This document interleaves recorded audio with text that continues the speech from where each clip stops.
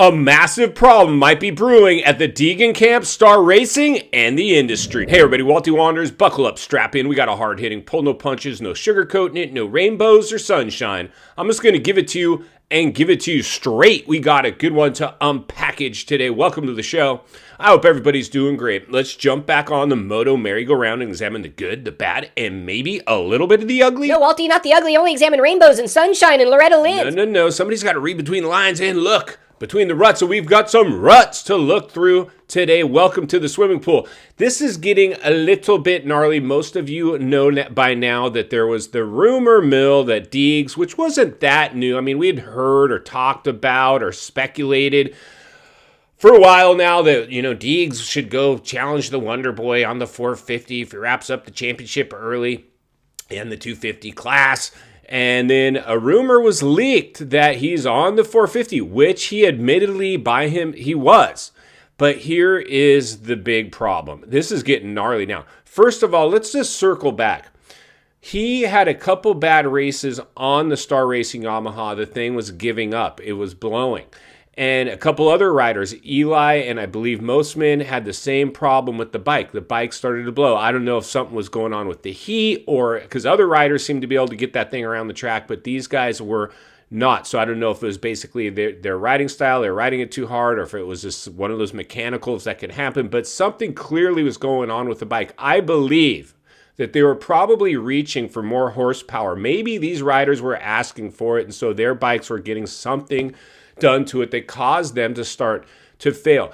But this was really risky for the Deegs because the Deegs was in championship mode and he cannot see some of the other guys. While it's not nice to have your bike start to fail, for sure, many levels. For one, prize money or just finishes and points, but two,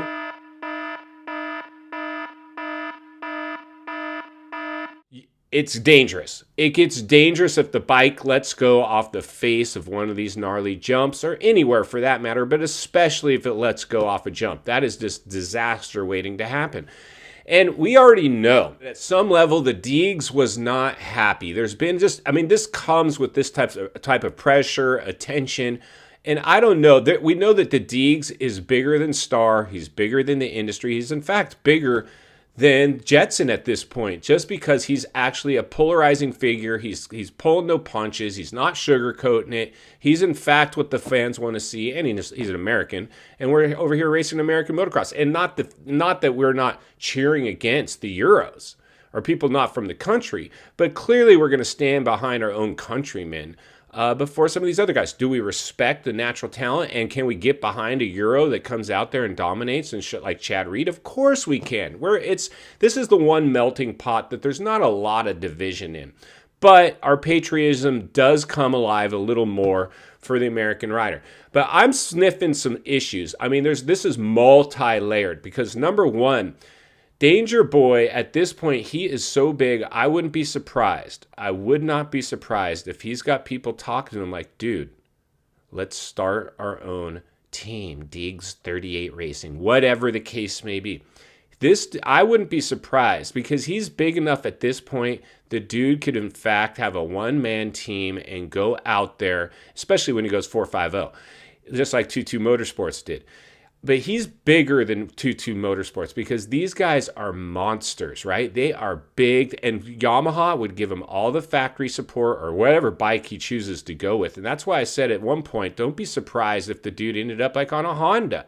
But I think it would be more realistic to see him on his own team than under the same tent as the Wonder Boy. Now, stranger things have happened. Everybody's got their price tag. If you threw enough money at that situation, and Honda clearly has it, they in fact could corner the market by just obtaining the Deegs. But it would take a lot of money, more money than they paid the Wonder Boy. And they've paid the Wonder Boy more money than anybody in history. So that would be a pretty big acquisition, but it wouldn't surprise me if they had that money. Is it a long shot? Absolutely. Percentage of likelihood? Very low. But the percentage of likelihood that the Deegs could eventually just come out with his own team is not too far off. That's a little more realistic. Now, number two, here's where the issue really lies. Apparently, just because the Deegs was riding the bike doesn't mean that he's going to come race the bike for the last round of the outdoors. In fact, we've all said we've polled it in our most recent video. He shouldn't.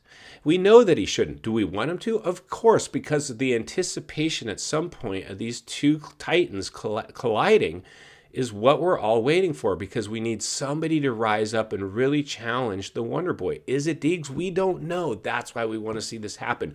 Would it be nice to just see him go out there and race the 450 with no pressure? Yes, but he's going to put pressure on himself. He doesn't want to go out there and get smoked. And there's a good chance he could. Now, it wouldn't mean that he couldn't rebound from getting smoked and come back after an off season and, in fact, improve and be able to take it to the Wonder Boy. But here's where the real challenge lies. We're getting reports now that Bobby Regan, owner of Star Racing Yamaha, had reported to Racer X that, in fact, that he could race, or they've authorized or approved or whatever they said, to race the 450s. But the Deegan camp was like, whoa, dude, what are you doing? Nobody talked to us. Apparently to the Deegan camp, nobody came to them and even asked if this is a possibility. Are we doing it? Is it okay if we say it? None of that was asked.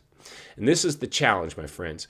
This is getting deep now, because the Deegans already were biting their tongue with the industry. They were playing by the rules as much as they could. They've been sat down many times and talked to about, hey, we like the fact that you're Danger Boy and we have the Wonder Boy and the Danger Boy. This is really good for our marketing strategy and blah, blah, blah. Something to that effect, right? Of course.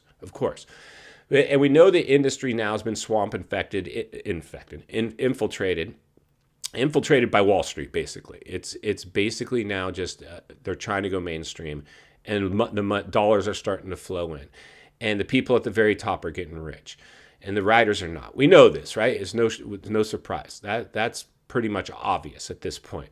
Now, other than the top elite factory guys, the Jets and the Danger Boys, those guys are making stupid money. The other guys, the Cooper Webbs, the Eli's, they're rich and making big money, but not stupid, ridiculous, right off into the sunset after the season type of money, huge paydays, hitting the lotto style contracts. They're not quite there, but the Wonder Boy and Deegan, they've got that kind of power. Here's where the challenge lies. The Deegans now are saying this is fake news, and that's bad. In fact, potential lawsuits could fly, because if you damage the fact that the Deegans, had they positioned this properly, when they debut Haiden on the 450, they have the bargaining chips to say, hey, we're gonna come race the 450 at X event, this event. Who wants to pay us to do it? Who's gonna pay us the big bucks to see this matchup? Because this is really like a Tyson Holyfield matchup, right? It's big. It's going to be a heavyweight fight is basically how this thing will build. It could almost go to pay-per-view. That's how big this is, right? So this is a big ball drop. In fact, I believe I saw, and possibly Racer X trying to backpedal. And we just got this from Bobby Regan, he told us, so we reported. Because here's the thing, everybody wants to break the news first, right? Especially in all markets, right? But especially this one, you want to break it first. All these YouTubers, the industry, everyone wants to break the news first. This is the issue, though. I think at this point, now we've created more division at Star Racing Yamaha with the Deegs camp and Bobby Regan, because they're like, dude, why'd you do this? You hurt us financially. This is not cool. The damage has already been done. The industry leaking this, running with it without verifying it with the Deegs, that's not cool. You could see some potential, like this is going to potentially get really, really ugly. In final thoughts, I come to you as a friend, as a content creator, as a moto guy that wants to see you not only win on the track, off the track. Understand the waters you're swimming in now, they're shark infested. Deegs, welcome back to the swimming pool. Again, this is the price you pay, dude.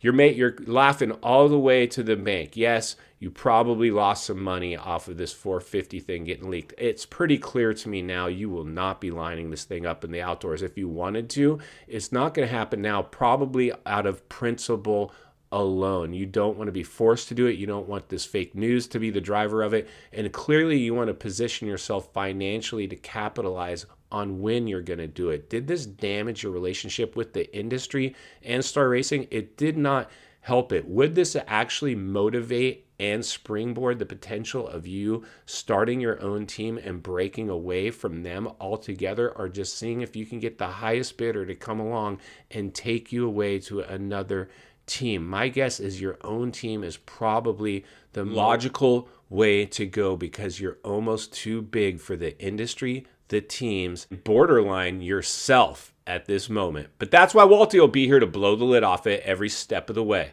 because it's not only what we need, it's in fact what we deserve. If you appreciate the content, I want to humbly ask you to give the video a like, subscribe to the channel, leave a comment below. I'd love to hear from you. Social media links in the description of this video if you'd like to contact me there, along with links to channels I've appeared on I think you might enjoy. If you enjoyed this video, you're going to love the next video, and there's an easy subscribe icon for your convenience. As always, thank you for your time. Don't go over the bars. God bless, and I'll see you on the next video.